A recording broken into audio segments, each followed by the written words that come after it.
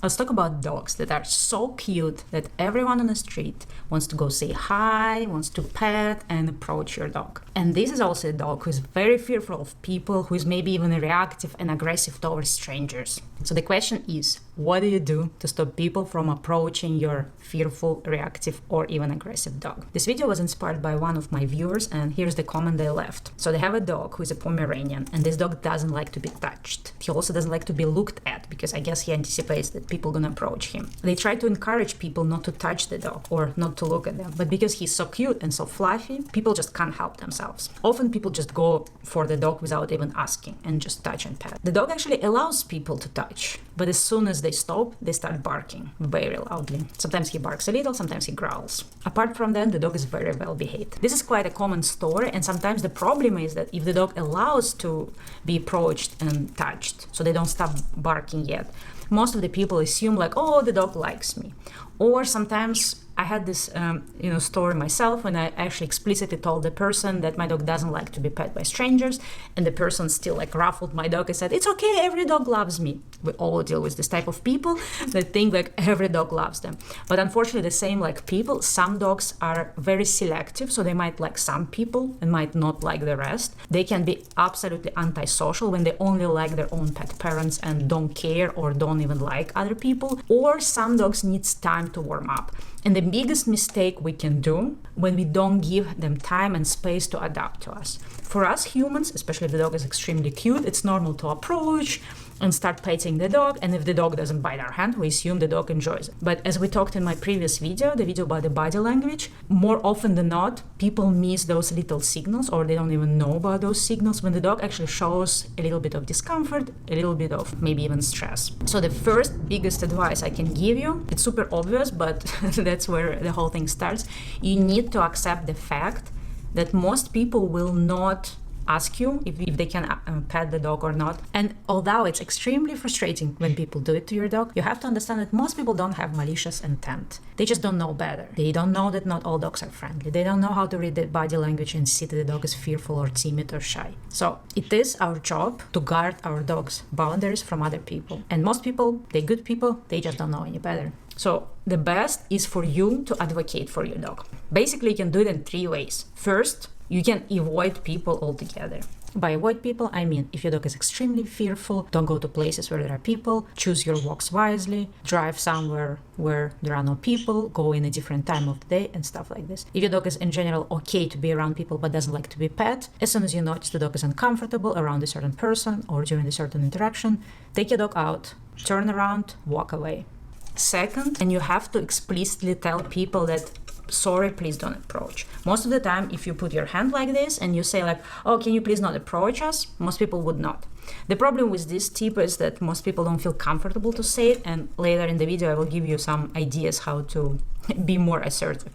And the third one, to use specific equipment on your dog that will help people to know that this dog should not be approached or should be touched. Let's start with the equipment, because for most people it's the easiest solution versus telling people don't approach my dog. I will show you a bunch of the equipment I personally use, and I will also give you more information what else exists, and there will be a link in the description with the article with all the items that I'm going to mention here. I actually do use this type of equipment with my own dog, because my dog used to be a street dog, doesn't like people touching her. She's okay being in the public, she's okay being around people in a crowded place, it just doesn't like hands on her. So with her, I use simple things. This is her collar, and there is the sign on her collar, do not pet. And surprisingly enough, lots of people notice it. Sometimes people notice when they, reach for the dog and they're like, oops, we shouldn't pet her. So there are different actually tags like this. They can look like this, they can look like this, they can look like this. So this is a solution for dogs who just doesn't like to be pet. I will show other solutions for dogs who don't like to be approached. So it's important that it's visible. If it's somewhere on the neck and the dog is super fluffy and you can barely read it, it's not gonna work. Also, for example, this particular thing, it's good if you use it in a dark time because it has some reflective strips. but it's not very high visible. If you're getting something like this, I would suggest to get something that you can read from the distance. Most of these things, they come as a Velcro for you to put on a dog vest or something like this. So you will have to actually figure out how you're gonna attach it to your dog equipment. Like this particular one, I had hand stitch it. This one, I like how it looks, but it's not super high visible because, you know, it's much harder to read. For this thing, I would probably suggest to have something on, you know, on the back of the dog that's more visible. Pay attention to the size. Obviously, the smaller it is, the harder it is to read. So if you have a larger dog, I would opt for something larger. If you have a smaller dog, of course, you have to go with something small. Also, pay attention how easy to understand it. For example, this one, it's great. It has lots of information. Stay back, please. Give us space. As much as it is informative, it's too much to read. Most people probably not going to read it. Something like this works well, especially if you're around children, because if those kids don't read well, at least they can see the sign. Second, what if you don't want people to approach you altogether? You need something else. I usually use a sign, need space. This one is for the leash. So the way how it works, let's say you have a leash, so you put it as a Velcro, and that's how it goes. So it dangles on the leash and people can see it. Again, don't assume that everyone is going around and reading things, but at least when you have it, it reduces the amount of people. What I would also do, I would probably get a very bright equipment. So like a bright harness, a bright leash, because when something is very bright, people are already drawn to look at it and they're more likely to see the sign. That's why, for example, I like different colorful harnesses, because people are like, oh, it's a cute harness, and then they notice the sign. So I would suggest to get like a bright yellow harness, if it's, as well as getting the bright leash. A few words about the yellow leash. There is actually a yellow leash project that was started by one of the dog trainers in Canada, and she was trying to promote that if the dog has yellow leash or yellow equipment or a yellow ribbon, that means that the dog is fearful and reactive, please don't approach. Not many people know about it, but again, if you also want to, you know, educate other people around you, other dog parents about this, it's kind of cool to get a yellow leash and start spreading the news, because the more people know about the yellow leash, the dogs on the yellow leash should not be approached, the better it is for everyone. Again, this thing is very helpful because it's bright. Many people notice it, but they usually only notice it when it's like, you know, like very short distance, like 5 meters, I don't know, 10 feet, stuff like that. So if you need something even more bright, I would get a vest. So it's easy for people to see. This is a service dog vest, but again, you can remove the, so basically instead of service vest, you can put something else. I would probably get a bigger. You can order a custom vest. There are a bunch of Etsy sites. There are like a commercial vest. So just look around, shop around. You can even make your own if you get like a yellow piece of fabric and then maybe get some large size patches. And I mean, technically you can get a yellow piece of fabric and just use a marker or a Sharpie and write it. Make sure it's just big. Okay, this was about equipment. What else you can do?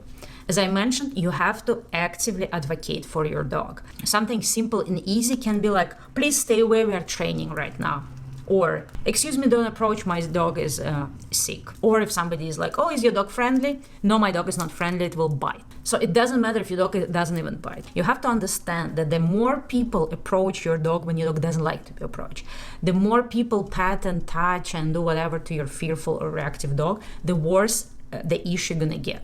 So if you stay quiet because you feel a little bit shy, or you're ashamed to tell people that your dog is not friendly, or you're like embarrassed, or you just don't like to speak to strangers, something I can relate, you have to understand, by letting it slide now, eventually you're going to deal with the bigger problem. Eventually it will be much harder for you to train the dog. Eventually things will escalate. So for your own sake, for the future you, do it now and you will thank yourself later. Because you have to understand, if your dog goes outside and every time experiences high levels of stress because people pet them when they don't want it, people approach them and the dog barks, this is not healthy. Living in a stressful environment is not healthy physically for your dog, but also not healthy mentally. If you actually create a stress-free walk for your dog, you will see how like other sides of your dog life will improve too. So your task is to come up with a phrase that is very short, very assertive, that you're going to tell to people every time, and just always say the same thing. You don't need to explain to people, you know, my dog is usually okay, but sometimes she doesn't like certain people, or sometimes she doesn't feel like. You don't need this. Always be preventive. Just tell people, excuse me, my dog doesn't like other people. Excuse me, my dog is aggressive to people. Excuse me, my dog is sick right now, please don't approach us. Excuse me, we are training right now, give us space. In the end of the day, It doesn't matter what you say. You can even say like, my dog has a, I don't know, crazy disease that transmits to people. Don't approach. Whatever you want to say. It doesn't need to be the truth. It just needs to be something that people are like, oof, okay, I'm not going to touch your dog. And the third one, you can actively avoid people. I often train dogs outside, and I usually work with reactive dogs. So I deal with lots of people who actively want to approach us, who wants to talk, who wants to ask me how old is the dog, what's the breed, and stuff like this. What I usually do, as soon as I see somebody approaching me, approach my dog, I just turn around and walk away. Emergency exit is your best bet. Just turn around and walk away.